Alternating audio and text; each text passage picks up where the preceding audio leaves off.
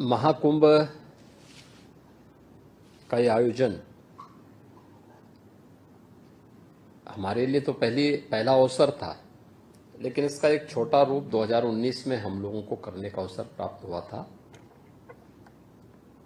जब प्रयागराज कुंभ के आयोजन को हमारी सरकार ने उसी धरती पर संपन्न किया था। कुंभ सामान्य रूप से यह हजारों वर्षों की भारत की विरासत का हिस्सा रहा है, लेकिन इसके बारे में लोग ये मान चुके थे कि कुंभ का मतलब जहां भगदड़ हो, अव्यवस्था हो, गंदगी हो। आज के समय में लोगों की इस धारणा के विपरीत कुछ नया करके हम दिखाएं, क्योंकि जब हम लीक से हट करके करते हैं तो ही लोगों के लिए वह स्मरणीय बन जाता है। जब हम लकीर का फकीर बनते हैं तो लोग उसको कोई महत्व नहीं देते हैं। हमारी जो सबसे बड़ी समस्या है वो ये है कि हम समस्या के बारे में ज्यादा सोचते हैं, और जब भी हम समस्या के बारे में सोचते हैं तो हमें कोई ना कोई बहाना मिलता है। लेकिन जब हम समाधान की तरफ जाते हैं तो उसके अनेक रास्ते मिलते हैं, और यही समाधान ही इनोवेशन है। प्रयागराज कुंभ 2019 में यही बात हमारे सामने थी। मार्च 2017 में हमारी सरकार बनी थी।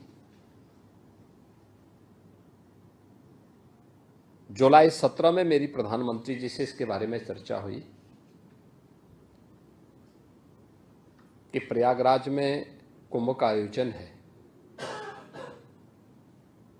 तो उन्होंने मुझसे कहा कि इसको ऐसा बनाएं कि जो लोगों के लिए स्मरणीय बन जाए। दुनिया की एक ऐसी घटना के रूप में क्या इसको प्रस्तुत किया जा सकता है जिसके प्रति पूरी दुनिया आकर्षित हो। यद्यपि यह आयोजन भारत के सनातन धर्म से जुड़ा हुआ एक आयोजन है, लेकिन पूरे भारत को जोड़ने का भी एक माध्यम बन सकता है। हमने अपनी टीम से आकर के यहाँ बैठक शुरू की, बातचीत शुरू की। तब तक हमारी तैयारियां प्रारंभ नहीं हुई थी। प्रधानमंत्री जी की प्रेरणा थी उस दौरान कि क्या इसमें हेड्स ऑफ द मिशंस को जोड़ा जा सकता है, विभिन्न देशों के जो मिशन हैं उनको इस आयोजन के साथ जोड़ा जा सकता है। तो मैंने तत्कालीन विदेश मंत्री श्रीमती सुषमा स्वराज जी से भी चर्चा की, और मेरे मन में एक बात सामने आई थी। मेरे सामने 2013 का कुंभ भी था। 2013 में कुंभ का आयोजन हुआ था, और कुंभ के इस दौरान मैंने समाचार पत्रों में इस बात को देखा था, और मैं उस दिन स्वयं प्रयागराज में ही था। मैं उस समय एक योगी के रूप में अपने शिविर में था, लेकिन अगले दिन समाचार पत्रों की लीडिंग न्यूज बनी थी जिसमें था कि मॉरिशस के प्रधानमंत्री प्रयागराज महाकुंभ में आए, लेकिन कुंभ में गंदगी को देख करके, गंगा जी में गंदगी को देख करके वे बिना स्नान किए ही और ये टिप्पणी करते हुए कि क्या यही गंगा है, और ये कहते हुए वे दूर से ही प्रणाम करते हुए चले गए। तो मेरे मन में ये बात आई कि एक देश के राष्ट्राध्यक्ष हमारे आयोजन में भाग लेने के लिए आए, और उनकी भावनाएं आहत हुई। इसका मतलब हमारे आयोजन में कोई कमी थी। उस कमी का निवारण हो, हमें उस पर ध्यान देना होगा, न कि उस कमी को बार बार कुरेदना। और फिर हमने इस बारे में कहा, क्योंकि मुझे उससे पहले कई बार कुंभ के आयोजन के साथ जुड़ने का अवसर प्राप्त हुआ था, तो मैंने इस बारे में कहा। मैंने कहा देखिए होता क्या था वहां पे, जैसे शौचालय भी बनते थे, तो पूरा आयोजन तो गंगा के तट पर बालू में होता है, तो सीट को बालू में ऐसे डाल दिया जाता था और अधिक दिनों, जैसे ही सप्ताह 10 दिन कोई व्यक्ति रहे तो वहां बदबू आनी शुरू होती थी और उसके बाद मक्खी मच्छर ये सब शुरू होते थे, फिर बीमारी शुरू होती थी। तो हम लोगों ने इस बारे में कहा क्या कोई समाधान हो सकता है कि हम लोग ऐसे टॉयलेट बनाएं जिनकी नियमित रूप से सफाई हो सके। बालू में डालने की बजाय उन्हें हम नियमित रूप से सफाई करने की व्यवस्था कर सकें। तो इसमें खर्चा ज़्यादा आ रहा था, लेकिन उस समय गडकरी जी से हमने चर्चा की तो उन्होंने कहा कि हम सपोर्ट करेंगे। हम लोगों ने उस समय 1 लाख टॉयलेट ऐसे तैयार करवाए और उन्हें उतने ही टॉयलेट थे, उतने टैंक भी बनाए, तैयार किए गए और नियमित रूप से उनकी सफाई के कार्यक्रम को उसके साथ जोड़ा गया। ये कहीं भी एक भी सीवर या एक भी टॉयलेट का कोई भी लिक्विड गंगा या यमुना नदी में नहीं जाना चाहिए। स्वच्छता के लिए कर्मचारी तैनात किए गए और ये राउंड द क्लॉक सफाई होगी। जब मुख्य स्नान है, भीड़ है, उस दौरान संभव नहीं, लेकिन जैसे भीड़ छंटे सफाई का कार्यक्रम हमारा चलता रहे। दिन में भीड़ है तो रात्रि में सफाई हो। कहीं भी कोई कूड़ा नहीं दिखना चाहिए, गंदगी नहीं दिखनी चाहिए। नदी हो, आश्रम हो, घाट हो या फिर किसी भी अन्य स्थल पर शुद्ध पेयजल की आपूर्ति की व्यवस्था हर एक शिविर में हो सके। हम वाटर एटीएम की स्थापना कर सके। इस कार्यक्रम को भी उसके साथ जोड़ा गया और आयोजन तो 55 दिन का था 2019 में, लेकिन मैंने तैनाती उससे भी 2 महीने पहले सभी कर्मचारियों की वहां पे की थी, जिससे इनकी ट्रेनिंग कराई जा सके। इनके लिए स्पेशल कोर्स, उनके लिए ओरिएंटेशन कोर्स वहां पे चलाए जा सके कि इस बड़े आयोजन को संपन्न करने के लिए उनको कैसे तैयार होना है, कैसे इसको आगे बढ़ाना है। उन्हें हर प्रकार की सुविधाएं दी गई, लेकिन साथ साथ जवाबदेही भी उसके साथ तय की गई थी। टेक्नोलॉजी का हम लोगों ने उस समय उपयोग किया था और इससे भी महत्वपूर्ण था, इतना बड़ा आयोजन सकुशल संपन्न तब होगा जब सुरक्षा की बेहतर व्यवस्था हो, क्राउड मैनेजमेंट एंड सिक्योरिटी की उत्तम व्यवस्था और प्रत्येक व्यक्ति के मन में हम एक विश्वास पैदा कर सकें कि हां, यह पुलिस हमें सुरक्षा दे सकती है। दूसरा, किसी भी क्राइसिस मैनेजमेंट में किसी भी स्वयंसेवी संगठन से महत्वपूर्ण रोल पुलिस की होती है, तो पुलिस का व्यवहार उस समय मायने रखता है। देखिए, फर्स्ट रिस्पॉन्ड पुलिस करती है, लेकिन पुलिस के प्रति आम जन के मन में एक अविश्वास जैसा भाव होता है। इस अविश्वास को दूर करना, पुलिस के लोगों का 4 महीने से काउंसलिंग की गई, उनकी स्पेशल कोर्सेज उनके चलाए गए, स्पेशल क्लासेस ली गई कि भाई देखो, पब्लिक कभी कभी गुस्सा होती है, होगी, क्योंकि होगा क्या कि मुझे मालूम था कुंभ के वॉल्यूम के बारे में, उसके स्केल के बारे में, कि महाकुंभ का आयोजन है तो इसमें भीड़ होगी, और भीड़ होगी तो होगा क्या कि जो पहले आ जाएंगे उनको तो कम पैदल चलना पड़ेगा, क्योंकि उनको हम संगम से 2 किलोमीटर 3 किलोमीटर के दायरे में पार्किंग दे रहे हैं। लेकिन जैसे जैसे पार्किंग भरती जाएगी वैसे वैसे लोगों को ज़्यादा पैदल चलना पड़ सकता है। अब जिसको 10 किलोमीटर पैदल चलना पड़ेगा, कभी पैदल चला नहीं है, और उसको कोई पुलिसकर्मी रोकेगा तो झल्ला ही जाएगा। उन स्थितियों में गुस्सा नहीं होना है, हाथ जोड़ करके उसको समझाना है, उसको बैठने की व्यवस्था करनी है। इन सभी चीजों के लिए उन्हें तैयार किया गया। ये सभी आयोजन करने के लिए हम लोगों ने फिर 19 का हमारे पास एक उदाहरण था कि 19 के प्रयागराज कुंभ ने एक संदेश दिया था स्वच्छता और सुव्यवस्था का। टेक्नोलॉजी का कुछ हमने हद तक उपयोग किया था, उसका भी व्यापक प्रभाव पड़ा था। ऐसे ही 25 ये महाकुंभ होगा, इसमें भीड़ उससे ज्यादा होनी है। इतना ज्यादा भीड़ होगी ये हमें अंदाजा नहीं था, लेकिन मैं ये मानता था कि 24 की तुलना, यह 19 की तुलना में दुगनी भीड़ होगी, दुगनी। तो उसके लिए उस प्रकार की व्यवस्था की गई। एक मैंने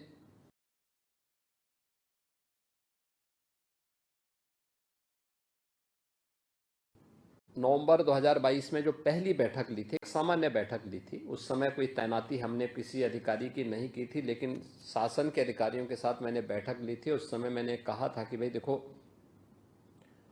ये मान के चलिए कि हमारे पास 1 वर्ष का समय है। दिसंबर 2023 से एक्टिविटीज वहां प्रारंभ हो जाएंगी। हमें ये सभी कार्य हर हाल में 10 दिसंबर 2024 तक कंप्लीट करने होंगे। और ये आयोजन सफल तब होंगे क्योंकि हम महाकुंभ को तो एक टेम्परेरी सिटी में आयोजित करेंगे, लेकिन उसका सपोर्टिंग सिस्टम होगा प्रयागराज सिटी। प्रयागराज सिटी के एक व्यवस्थित डेवलपमेंट प्लान को भी हमें आगे बढ़ाना पड़ेगा। देखिए, अंतर क्या होता है, जब लोगों को विश्वास पहले नहीं होता है तो लोगों में काफी अनरेस्ट होता है, और जब पब्लिक को विश्वास होता है तो उसके बाद कोई अनरेस्ट नहीं होता है। 2019 में जब हम लोग प्रयागराज कुंभ का आयोजन कर रहे थे तो सिटी के अंदर के अतिक्रमण को हटाने के लिए, सिटी के अंदर विकास के कार्यक्रमों को आगे बढ़ाने के लिए जब हम लोग वहां पहुंचे तो मैं वहां पर पहली 2-3 बैठक ली। सभी जनप्रतिनिधि मौजूद थे, मंत्रीगण मौजूद थे, अच्छी बैठक हुई। लेकिन जब हमने कार्य करना प्रारंभ कर दिया तो एक एक करके विरोध शुरू हुआ। सबसे पहले जनप्रतिनिधियों ने, फिर मंत्रियों ने, फिर बैठक से वॉकआउट हो गया उन लोगों का। और मुझे लगता है कि कुंभ आयोजन के पहले के 6 महीने ऐसे थे जिनमें उन लोगों ने मेरे साथ किसी बैठक में प्रतिभाग नहीं किया। ये 2019 की स्थिति थी। उन लोगों ने कहा कि साहब आप पूरे प्रयागराज सिटी को उजाड़ रहे हैं। मैंने कहा उजाड़ूंगा नहीं, इसको ठीक करूंगा। उन्होंने कहा नहीं, कुंभ के पहले ठीक हो ही नहीं पाएगा। मैंने कहा नहीं, मैं तो काम तो उसी स्पीड से कर रहा हूं कि कुंभ के पहले मैं इसको ठीक कर दूंगा। खैर, अगर मैं उनके द्वारा उठाई गई समस्याओं पर ज़्यादा सुनता तो लगता था कि मैं काम नहीं कर पाऊंगा, कुछ भी उसका रास्ता नहीं निकाल पाऊंगा। तो मैंने कहा भी नहीं, मुझे ठीक करना है, और मैं उस समाधान की तरफ ही आगे बढ़ता रहा। परिणाम क्या था कि कुंभ के ठीक पहले दिसंबर में मैंने प्रधानमंत्री जी का कार्यक्रम लिया और भव्य तरीके से आयोजन को करके जितने भी प्रयागराज सिटी के डेवलपमेंट के कार्य हुए थे, जब कार्य कंप्लीट हो गए तब वही सभी लोग मेरे बैठक में आए। उन्होंने कहा साहब बहुत अच्छा हो गया प्रयागराज तो, क्योंकि रात रात भर मैं शाम को जाता था, क्योंकि मेरे बैठक में किसी मंत्री जनप्रतिनिधि को रहना नहीं था, अधिकारियों को रहना था, तो मैं शाम को जाता था यहाँ से। शाम को 6 बजे 7 बजे गया, आराम से बैठक लिया सर्किट हाउस में या मेला कार्यालय में बैठक लिया। बैठक लेने के बाद फिर उनके साथ में डिनर लिया। उसके बाद फिर रात्रि को 12 बजे के बाद फिर मैं निकलता था सिटी घूमने के लिए, और सुबह फिर वहीं से अपना स्टेट प्लेन लेकर के लखनऊ वापस आ जाता था। ये मेरा क्रम लगातार चलता था 2019 में। लेकिन जब सिटी की शकल सूरत बदल गई, सिटी में डेवलपमेंट के कार्यों को देखा लोगों ने, तो लोगों के दिमाग में आया कि हाँ सिटी में कुछ अच्छा हुआ है। और 2025 के महाकुंभ के पहले मैंने उससे दोगुना काम किया है प्रयागराज में, और कोई विरोध नहीं था। पब्लिक का भी सपोर्ट मिला, जनप्रतिनिधियों का भी सपोर्ट मिला, सभी लोग मेरे साथ खड़े थे। जहां मैं कहता था वहां लोग खड़े होते थे। तो पब्लिक का ये विश्वास अत्यंत महत्वपूर्ण होता है इन सभी आयोजनों में। और परिणाम क्या था, हम लोगों ने उसके स्केल को बढ़ाया। जैसे प्रयागराज में हम लोगों ने मेले के दायरे को बढ़ाया। 2019 में जितना था, हमने कहा लगभग इसका दोगुना करने का प्रयास करो। 2000 हेक्टेयर में था, यानी 5000 एकड़ में, तो इसको 10,000 एकड़ में बना दो। पायलट 1 लाख थे तो उसको 1.5 लाख करो। संस्थाएं 6000 थीं तो इस बार 8000 आएंगी। 1 लाख टेंटेज थे पहले, 60,000 टेंटेज थे पहले 19 में, इस बार मान के चलो कि 1 लाख से ऊपर आएंगे। पेंटोन केवल 22 थे, उसको 30 किया गया। यानी हर एक के दायरे को बढ़ाया गया। पार्किंग स्पेस 5000 एकड़ में केवल पार्किंग के 6 अलग अलग स्थल हर रूट पे दिए गए थे, जिसमें 6 लाख बसेज और 4 व्हीलर को हम पार्क कर सकते हैं। लेकिन मैं ये जानता था कि कहीं ना कहीं हम लोग चूकेंगे, क्योंकि मुझे आशंका थी कि भीड़ इससे ज़्यादा हो सकती है, इसलिए हमें इसको बढ़ा के 10 लाख तक करना था। लेकिन प्रयागराज उसके आसपास स्पेस नहीं था, तो हम लोगों ने नेबरिंग डिस्ट्रिक्ट में भी मिर्ज़ापुर, भदोई, जौनपुर, प्रतापगढ़, कौशाम्बी, फतेहपुर, चित्रकूट, इन जनपदों में भी कुछ पार्किंग स्पेस दिए थे और होल्डिंग एरिया तैयार किए थे। रेलवे 2013 में रेलवे स्टेशन पर भगदड़ मची थी, 42 लोगों की दुखद मृत्यु हुई थी। तो रेलवे का मुख्य जंक्शन के साथ साथ 9 अन्य स्टेशन का विस्तारीकरण किया गया। प्रयागराज में एयरपोर्ट का विस्तारीकरण किया गया, सिविल टर्मिनल का, होल्डिंग एरियाज बनाए गए। रेलवे स्टेशन के साथ साथ बाहर भी, कि अगर बाई चांस किसी रेलवे स्टेशन पर 5 लाख की भीड़ एक साथ आ गई, रेलवे स्टेशन की सामर्थ्य 3 लाख की है, तो हम 2 से लेकर के 5 लाख अन्य लोगों को होल्डिंग एरिया में रोक करके उनके लिए व्यवस्था दे सकें। हमें एक चीज का जरूर ध्यान रखना चाहिए, जब भी इस प्रकार के आयोजन होते हैं 2 चीजों का स्वभाव होता है। देखिए, ये विशुद्ध धार्मिक आयोजन है। इसमें जो भी स्नान करने के लिए आ रहा है, एक श्रद्धा भाव उसके अंतःकरण में होती है। उसके मन में कोई दूसरा भाव नहीं होता है। वो केवल अपने लक्ष्य तक जाना चाहता है, और उसकी गति और नदी के जल की गति एक जैसी होती है।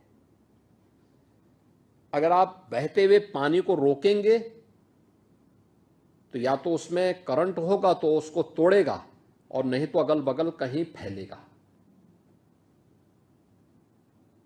अगर आपने उसके लिए उस प्रकार की व्यवस्था नहीं की है तो अगल बगल के क्षेत्रों में जहां वो फैलेगा वहां पे उसका नुकसान होगा। ऐसी भीड़ का कैरेक्टर भी होता है। आप उसको उसकी राह पर उसके गंतव्य तक पहुंचने का मार्ग दीजिए,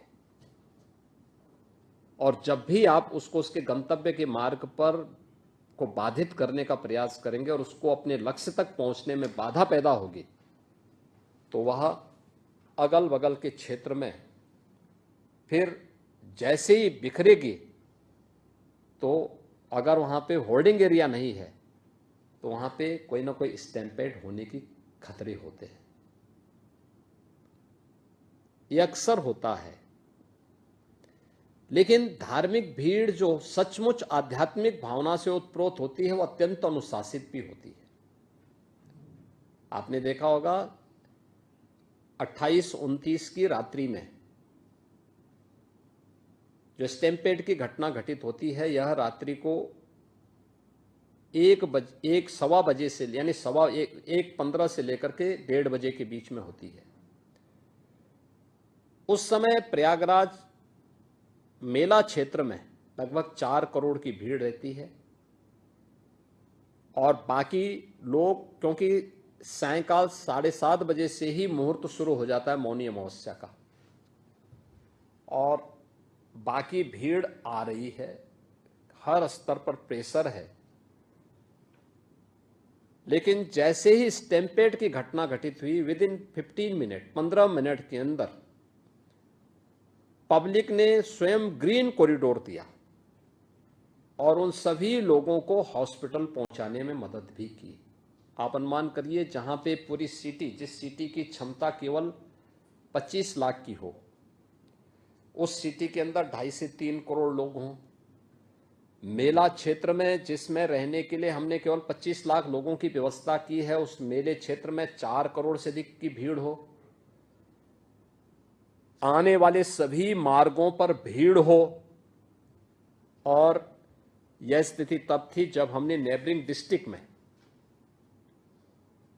मिर्जापुर, भदोई, जौनपुर, प्रतापगढ़, कौशाम्बी, रायबरेली, फतेहपुर, चित्रकूट, इन सभी में जो होल्डिंग एरिया और पार्किंग के स्थल चिन्हित किए थे, इनमें 2 लाख से अधिक वाहन हमने वहां खड़े करके रखे थे।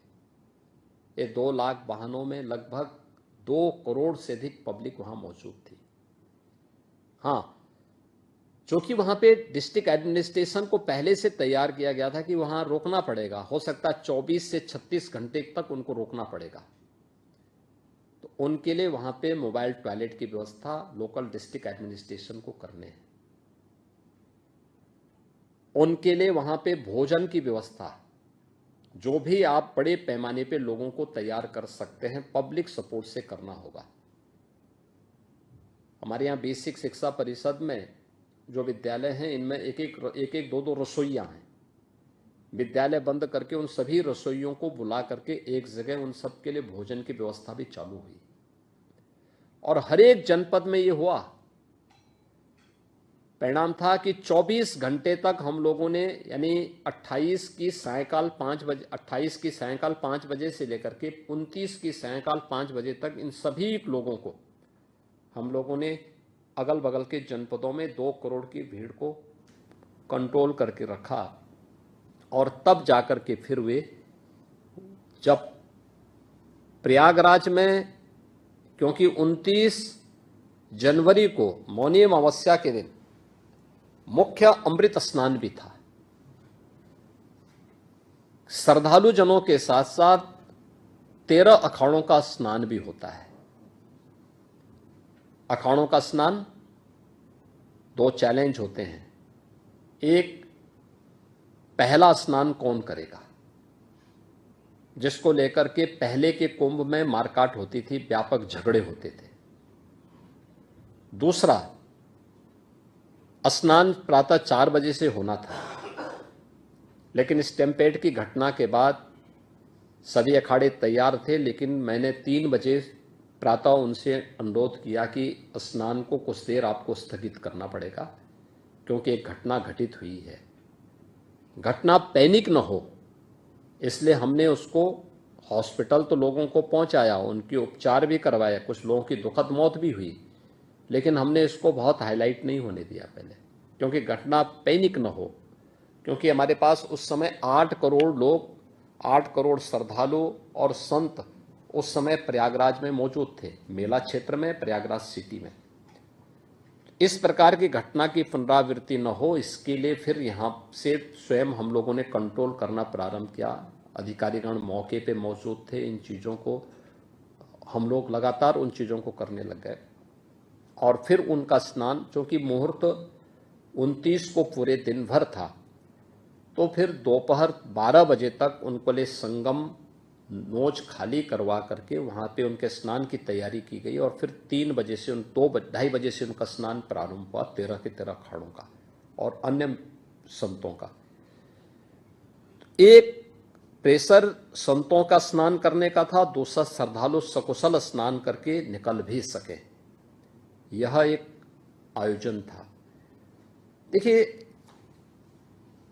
एक विपरीत परिस्थिति में निर्णय लेने की सामर्थ्य विकसित करना एक चैलेंज था। अक्सर होता है जब इस प्रकार की स्थितियां आती हैं तो बहुत सारे लोग हाथ पैर छोड़ देते हैं और ये मान के चल लेते हैं कि अब जो होना होगा देखा जाएगा। नहीं, हमें विपरीत परिस्थितियों में धैर्य से काम लेकर के और उस समय मजबूती से उस चैलेंज को फेस करने के लिए तैयार होना होगा। दूसरा है किस डायलॉग की भाषा,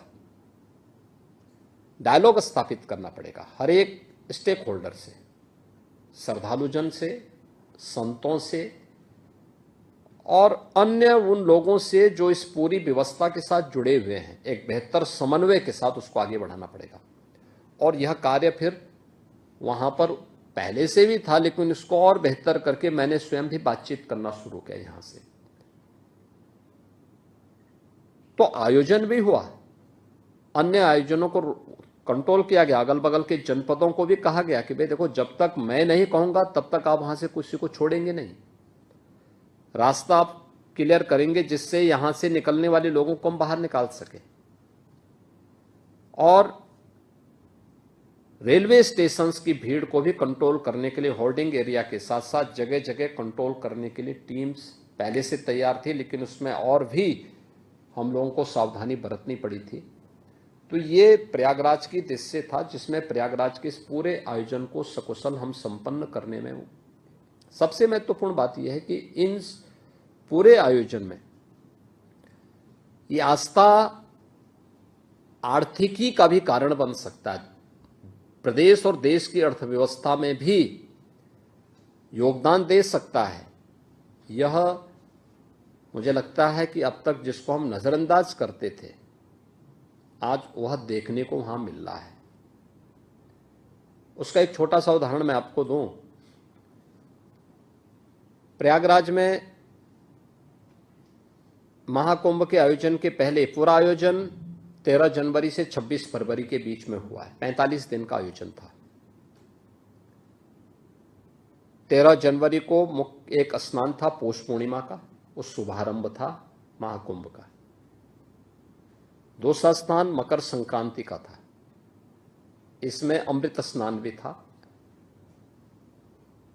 तीसरा स्नान मौनी अमावस्या का था 29 जनवरी को। चौथा स्नान था बसंत पंचमी 3 फरवरी को। पांचवां स्नान था माघी पूर्णिमा 12 फरवरी को। और अंतिम स्नान और महाकुंभ का समारोह था 26 फरवरी महाशिवरात्रि के दिन। 6 स्नान थे जिनमें 3 अमृत स्नान थे। महाकुंभ में 8,000 से अधिक संस्थाओं ने भाग लिया था, यानी धार्मिक और सामाजिक संस्थाएं थी। शेष अन्य तमाम अन्य संगठन भी इस आयोजन में भागीदार बने थे और 1 लाख से अधिक टेंटेज हम लोगों ने वहां उपलब्ध करवाए थे पूरे आयोजन में। बालू में चलना आसान नहीं होता है, क्योंकि अगर गीला होगा तो धंसेगा और अगर थोड़ा बहुत सूखा है, धूप है, तो वह धूल उड़ाएगा बहुत। उसके लिए चेकर्ड प्लेट बिछाई जाती है। 500 किलोमीटर की चेकर्ड प्लेट हम लोगों ने उसके लिए तैयार की थी।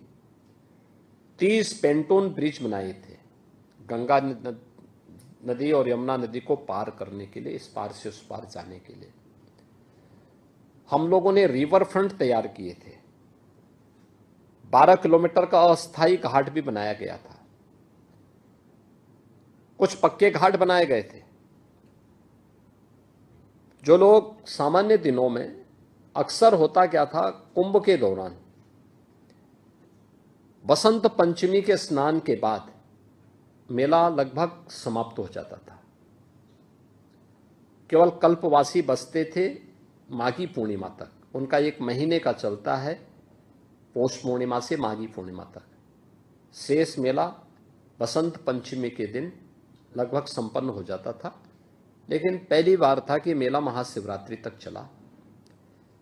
हमने अंदाजा लगाया था कि 45 दिन में एवरेज 75,000 से 1 करोड़ लोग आएंगे, यानी 75,000 से 1 करोड़ लोगों की उपस्थिति होगी। लेकिन एवरेज जो उपस्थिति थी पूरे आयोजन में, ये मौनी अमावस्या के पहले, यानी मौनी अमावस्या में 28, 29 और 30 को ही 15 करोड़ श्रद्धालु वहां आए थे, जिनमें 5 करोड़ 28 जनवरी को, 8 करोड़ आए थे आपके 29 जनवरी को, और 2 करोड़ थे 30 जनवरी को। शेष उससे पहले लगभग 3.5 करोड़ आए थे मकर संक्रांति को, और 1.5 करोड़ आए थे पौष पूर्णिमा 13 जनवरी को। अन्य दिनों में 50 लाख, 60 लाख, 50 लाख, 60 लाख चल रहा था। ये मौनी अमावस्या के पहले, यानी 28 के पहले। लेकिन 28 के बाद, 29 के बाद, 30 के बाद ये संख्या 1.5 करोड़, 1.25 करोड़ पर डे के हिसाब से चलती रही। और आपके लगभग 3 करोड़ के आसपास थी बसंत पंचमी के दिन, 2 करोड़ के आसपास थी आपके माघी पूर्णिमा के दिन, और बाकी अन्य दिनों में 1.25, 1.5, 1.25 ये संख्या वहां निरंतर चलती रही। ये पब्लिक के मन में, देश में, दुनिया में कोई भी ऐसा तबका नहीं था। राष्ट्रपति जी आए थे, उपराष्ट्रपति जी इस आयोजन में भागीदार बने, प्रधानमंत्री जी 5 फरवरी को इस आयोजन में भागीदार बने, उपराष्ट्रपति जी 1 फरवरी को इस आयोजन में भागीदार बने थे, 10 फरवरी को राष्ट्रपति जी आई थी, तमाम केंद्रीय मंत्रीगण आए थे, राज्यपाल आए थे, माननीय मुख्यमंत्रीगण आए थे, और 74 देशों के एम्बेसडर और हाई कमिश्नर्स भी इस आयोजन में भागीदार बने। भूटान के नरेश भी इस आयोजन में भागीदार बने थे। 12 देशों के मंत्रीगण आए थे, और अन्य देशों के लगभग 100 से अधिक देशों की भागीदारी इस पूरे आयोजन में होती है। हर एक तबका उस आयोजन का हिस्सा बना था, क्या उद्यमी हो, क्या सामान्य नागरिक हो, क्या वह सेलिब्रिटीज हो, चाहे वह फिल्म स्टार हो, चाहे वह देश का जो क्रिकेटर हो, या कोई भी अन्य, हर एक तबके का व्यक्ति उस आयोजन का हिस्सेदार बना था। और जो भी आया उस अद्भुत संगम को देखकर के, दृश्य को देखकर अभिभूत होता था, डुबकी लगा करके फिर वहां से बहुत अच्छी बातों को लेकर के जाता था। प्रयागराज के बहुत सारे सबक भी हैं, और महाकुंभ का सबक यही है। देखिए, श्रीमद् भगवत गीता एक बात कहती है कि ये यथा माम प्रवदन्ते तांस तथैव भजाम्यहम्। यानी श्रीमद् भगवत गीता में भगवान कहते हैं कि जो मुझे जिस दृष्टि से देखता है, जिस रूप में भजता है, मैं उसको उसी रूप में दिखाई देता हूं। जिसने जिस रूप में प्रयागराज को देखा, महाकुंभ को जिस रूप में देखा, उसको वही दर्शन वहां हुए भी, और हर तबके के व्यक्ति को उसके अनुरूप वहां सामग्री भी मिली। आप देखें, दुनिया के अंदर आप में से बहुत सारे लोग ऐसे होंगे जिन्होंने दुनिया के तमाम न्यूज़पेपर को भी देखा होगा और उन आयोजनों में आप भागीदार भी बने होंगे जिसके बारे में उनकी नेगेटिविटी और उनके द्वारा जो तमाम प्रकार की गलत टिप्पणियां की जाती थी, उनमें अगर आप देखेंगे बहुत सारे ऐसे थे जिन्होंने इस पूरे आयोजन के बारे में जो टिप्पणी की है। द वॉल स्ट्रीट जर्नल जो यूएस की है, उसने कहा है कि यह एक ऐसा आयोजन था जहां अमेरिका की कुल आबादी से ज़्यादा लोग जुटे, यानी यूएस की जो कुल पॉपुलेशन है उसकी लगभग दोगुनी आबादी इस आयोजन का हिस्सा बनी थी। बीबीसी ने कहा कि महाकुंभ मानवता का सबसे बड़ा समागम था। बीबीसी की टिप्पणियां हर व्यक्ति जानता है। एक्सप्रेस ट्रिब्यून ने यह विश्व का सबसे बड़ा धार्मिक समारोह था। द न्यूयॉर्क टाइम्स ने लिखा है कि आयोजन न केवल श्रद्धालुओं और पर्यटकों, यानी इस आयोजन में न केवल श्रद्धालु और पर्यटक ही नहीं बल्कि नेता और हस्तियां भी पहुंची। राइटर्स ने लिखा यह डिजिटल कुंभ था जिसमें व्यवस्था बनाने के लिए तकनीक का बेहतरीन इस्तेमाल किया गया था। हमने डिजिटल टूरिस्ट मैप भी जारी किया था। अगर किसी श्रद्धालु को कहीं जाना है तो उसके लिए उस प्रकार की व्यवस्था, क्यूआर कोड को डाउनलोड करिए, आप उसके माध्यम से वहाँ तक पहुँच सकते हैं। टॉयलेट की पोजीशन क्या है, आप उसके माध्यम से जानकारी ले सकते हैं। हम लोगों ने इसके अलावा वहाँ पे सुरक्षा के लिए भी इसका बेहतरीन इस्तेमाल किया था। 2700 कैमरे थे जो 360 डिग्री तक जिनका इस्तेमाल किया जा सकता था, और integrated command and control centre से हम लोगों ने एक एक की मॉनिटरिंग की थी। ट्रैफिक मैनेजमेंट का हो या फिर सिक्योरिटी का हो। हम लोगों ने एंटी ड्रोन सिस्टम के साथ पूरे कुंभ क्षेत्र को कवर करके रखा था। कोई भी ड्रोन बिना परमिशन के वहां उड़ नहीं सकता था, और इसके लिए पहली बार किसी आयोजन में एंटी ड्रोन सिस्टम का इस्तेमाल किया गया था। द गार्डियन ने लिखा है कि यह पर्वों का पर्व था, लोगों की उमंग और उत्साह चरम पर रहा। सीएनए ने लिखा कि दुनिया के सबसे बड़े धार्मिक समागम में 60 करोड़ से ज्यादा लोग शामिल हुए। यह आस्था की अभिव्यक्ति की शानदार नजारा है। और यूनेस्को ने लिखा है, यूनेस्को के जो डायरेक्टर थे टिम कर्टिस, उन्होंने भी एक बयान इस पे जारी किया था। वे स्वयं महाकुंभ के आयोजन में भागीदार बने थे। उन्होंने भी इस बारे में लिखा कि यूनेस्को ने 2019 में कुंभ मेले को मानवता की अमूर्त सांस्कृतिक धरोहर के रूप में मान्यता दी। इससे पहले 2023 से इसके सामाजिक, आर्थिक और पर्यावरणीय प्रभावों की निगरानी की जा रही थी।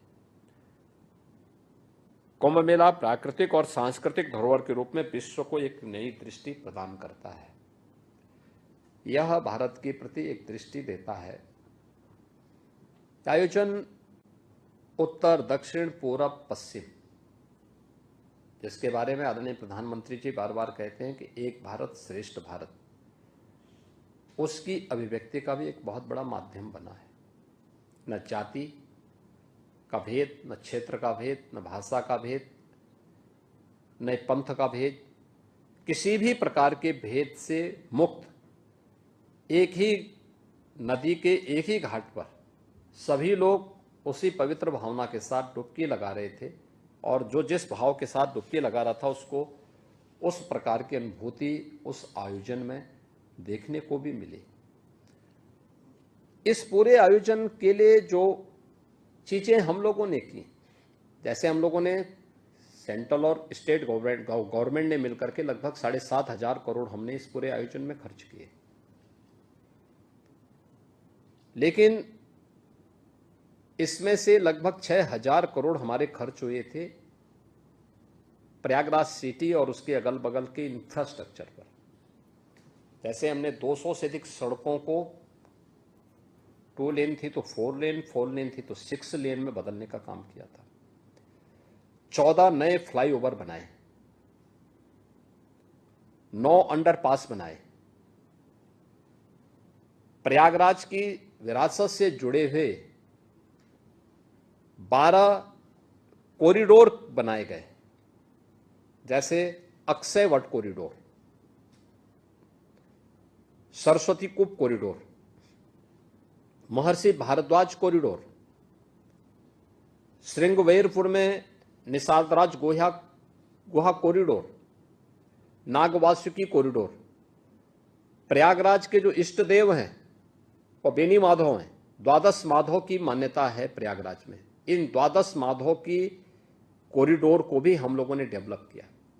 तो ये सभी पे पैसा हम लोगों ने दे करके उसका डेवलपमेंट किया। लेटे हुए हनुमान जी, जो बड़े हनुमान जी हैं, उनका भी एक कॉरिडोर वहां पे बनाया, पूरा उसको तैयार किया गया है।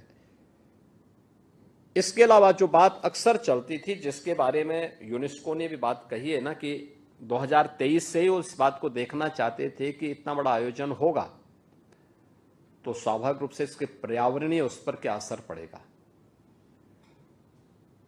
हम लोग इस बात को जानते थे और 2013 की घटना भी हमारे सामने थी, जब मॉरिशस के माननीय प्रधानमंत्री आए थे और उनको गंगा जी में गंदगी देखने को मिली। उसके बाद वो हिम्मत नहीं कर पाए थे स्नान करने का।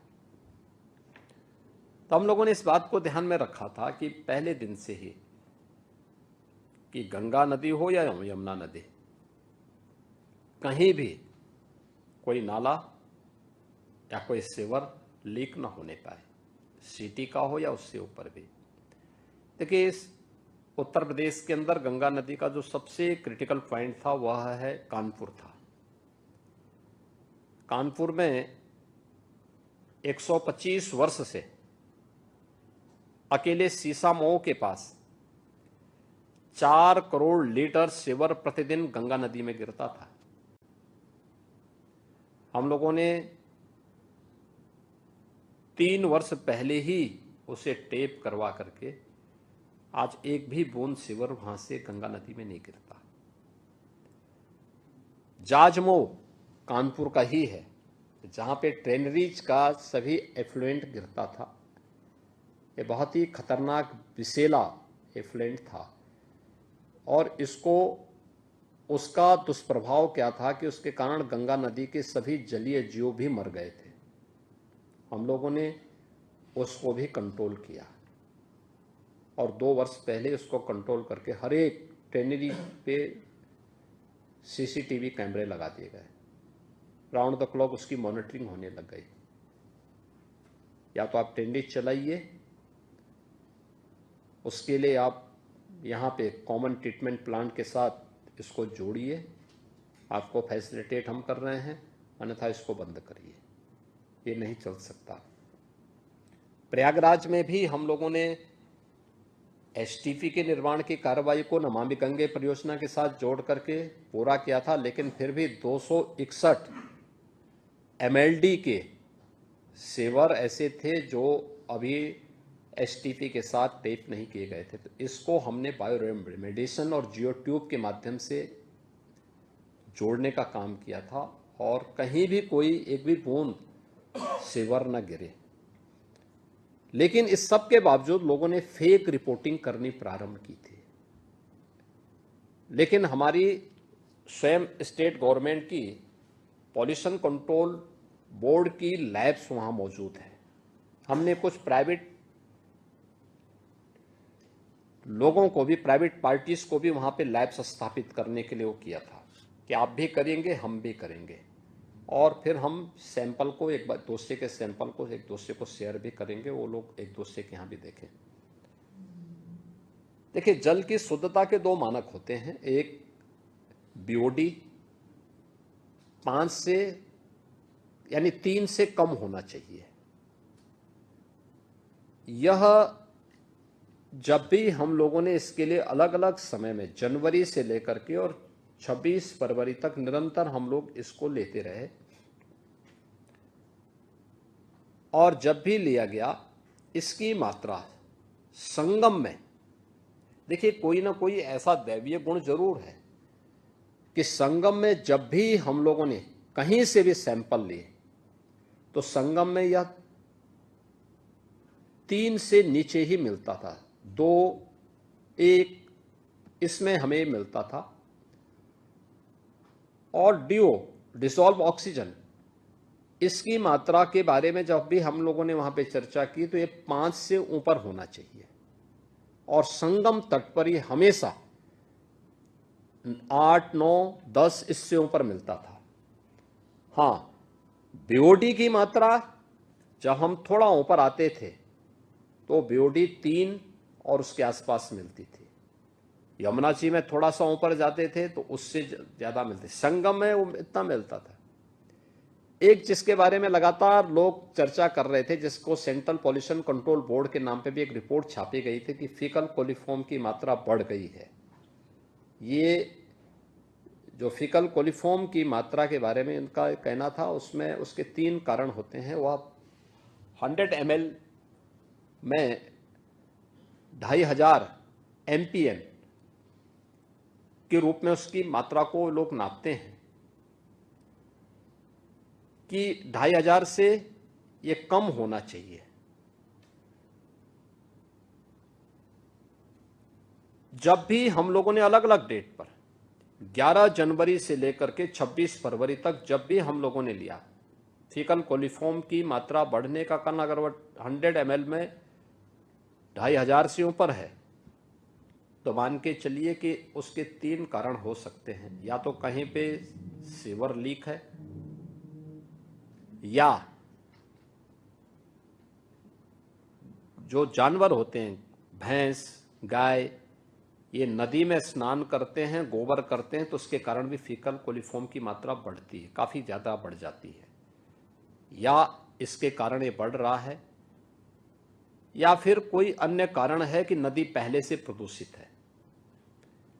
हम लोगों ने 12 जनवरी से लेकर के और 26 फरवरी के बीच में संगम में जब भी फीकल कोलिफॉर्म के नमूने लिए, ये हमेशा, यानी संगम में ये 100 तक आ रहे थे, यानी जो 2500 से नीचे होना चाहिए था वो 100 तक आ रहा था। हाँ, इसकी मात्रा कुछ जगहों पर हमें, जब हम काफ़ी ऊपर आते थे और जहां पर अक्सर हम लोग देखते हैं सामान्य दिनों में कि लोग अपने भैंस को इस पार से उस पार ले जा रहे हैं या भैंस वहां छोड़े हुए हैं, तो हो सकता है कुछ सैंपल वहां के रहे होंगे जिसमें 1200-1300 तक वो फीकल कोलिफॉर्म की मात्रा वहां मिल रही थी।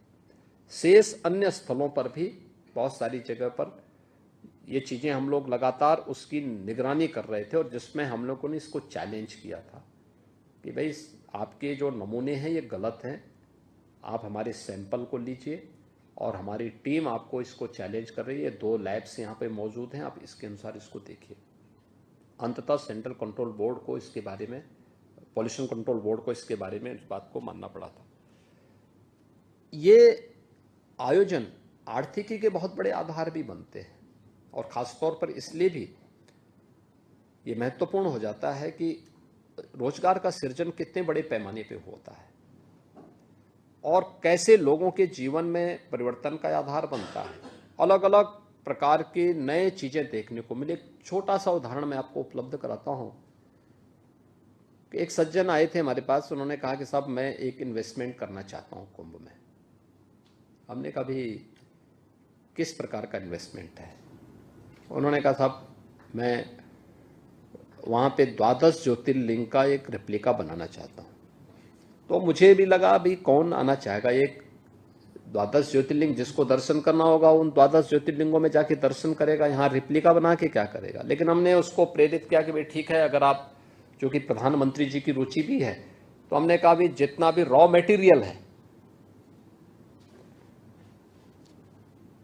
स्क्रैप का जितना भी स्टील, लोहा है या टायर है, या फिर जितना भी एल्यूमिनियम, जितना भी इस प्रकार का जो है मटेरियल है, उसका उपयोग करते हुए अगर आप बनाते हैं तो हम आपको सपोर्ट करेंगे। नगर निगम से कहा गया कि भाई आप इसको इसमें सपोर्ट करो, इसमें देखो, इनसे बातचीत करो। तो नगर निगम प्रयागराज ने उनके साथ कहा, तो प्रयागराज से उन्होंने 11 एकड़ लैंड मांगी। उन्होंने बताया मैं 12 ज्योतिर्लिंगों को बनाऊंगा और 6 अन्य महत्वपूर्ण ज्योतिर्लिंगों को की रेप्लिका तैयार करूंगा, और उसको मैं वहाँ मूर्ति या कोई ज्योतिर्लिंग नहीं रखूंगा, बाहर ही मंदिर का वो बनाऊंगा, ढांचा तैयार करूंगा और बाहर एक वीडियो स्क्रीन के माध्यम से प्रत्येक ज्योतिर्लिंग में उसके बारे में बताऊंगा। ये ज्योतिर्लिंग ठीक उसका कोऑर्डिनेट वही होगा जो जहां पे जिस कोऑर्डिनेट के साथ स्थित है भारत के अंदर। हमने ओके किया, उसने बनाया। जनवरी फर्स्ट वीक में मैंने उसको उद्घाटन भी किया। 10 जनवरी से 31 जनवरी तक उसने जितना इन्वेस्ट किया था वो पूरा पैसा अपना कमा चुका था। 14 करोड़ उन्होंने इन्वेस्ट किया था, 14 करोड़ की उसकी कमाई हो गई थी। हैं? हाँ, उसके बाद तो प्रॉफिट ही है और वो आज भी चल रहा है। यानी ये तो मैं 21 दिनों की बात कर रहा हूँ, वो 26 फरवरी के 27 फरवरी तक लगातार वैसी भीड़ चलते रही उसमें। तो यह एक अपने आप में उदाहरण है। ऐसे ही आप किसी भी उसको देखेंगे वहां पे अपने आप में एक अद्भुत वो है कि कैसे वहां पर अलग अलग तबके के लोगों ने अपनी आजीविका का एक नया माध्यम बनाया था। तो जो जिस भाव से गया उसको उस प्रकार की दृष्टि वहां देखने को मिली, उस प्रकार की सृष्टि भी उसको देखने को मिली। और महाकुंभ के आयोजन के बहुत सारे सबक हैं। हमें धैर्य के साथ इस प्रकार के आयोजन के साथ जुड़ना होगा। विपरीत परिस्थितियों में धैर्य खोए बगैर नए मार्ग हमें देखने पड़ेंगे और प्रकृति के उन नियमों का पालन करना पड़ेगा जो पहले से हमारे सामने मौजूद हैं।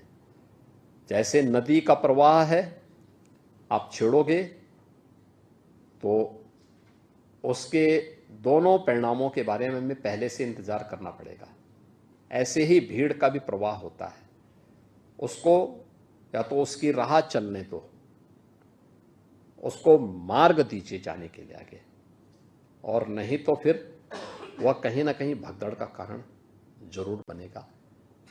मुझे अच्छा लगा कि भारतीय डाक सेवा से जुड़े हुए आप सभी अधिकारीगण इसमें रुचि लिए और IIM लखनऊ में आप लोगों ने यहाँ पर आकर के आज इस संवाद के कार्यक्रम में मेरे साथ भी आपको यहाँ पर जुड़ने का अवसर प्राप्त हुआ है।